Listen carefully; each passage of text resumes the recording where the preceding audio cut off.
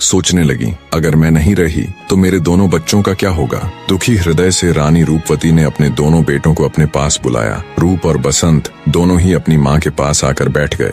रानी ने उन्हें गले लगाया और उनके सिर पर हाथ फेरते हुए कहा, मेरे बच्चों, तुम दोनों मेरी जान हो। मैं हमेशा तुम्हारे साथ रहूंगी, चाहे मैं तुम्हारे सामने हो या ना हो। तुम्हें एक दूसरे का साथ कभी नहीं छोड़ना है, समझे। माँ की बात सुन रूप चिंतित हो कहता है, माँ तुम ऐसा क्यों कह रही हो? तुम ठीक हो जाओगी, है ना?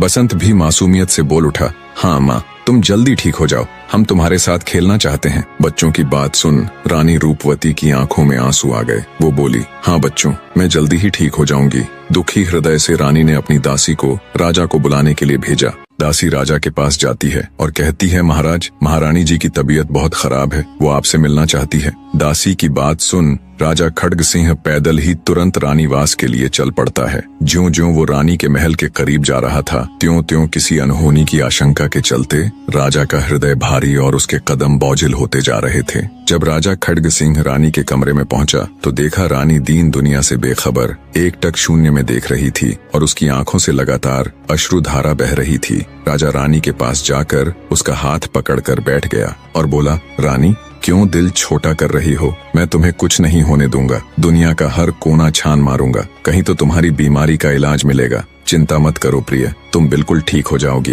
राजा की बात सुन रानी रूपवती बोली, नहीं महाराज, अब कुछ ठीक नहीं होगा। मुझे साफ साफ मेरी मृत्यु नजर आ रही है। हे महाराज, लेकिन मरने से पहले मैं अपने आखिरी समय में आपसे एक वचन लेना चाहती हूँ। राजा बोला, तुम्हें कुछ नहीं होगा रानी, तुम बिल्कुल ठीक हो जाओगी। फिर भी तुम्हारे संतोष के लिए मैं तुम्हें वचन देता हूँ। राजा के वचन देने के बाद रानी रूपवती ने राजा को चिड़िया की सारी कहानी कह सुनाई और बोली, महाराज, आप मुझसे वादा कीजिए कि मेरी मृत्यु उपरांत आप दूसरी शादी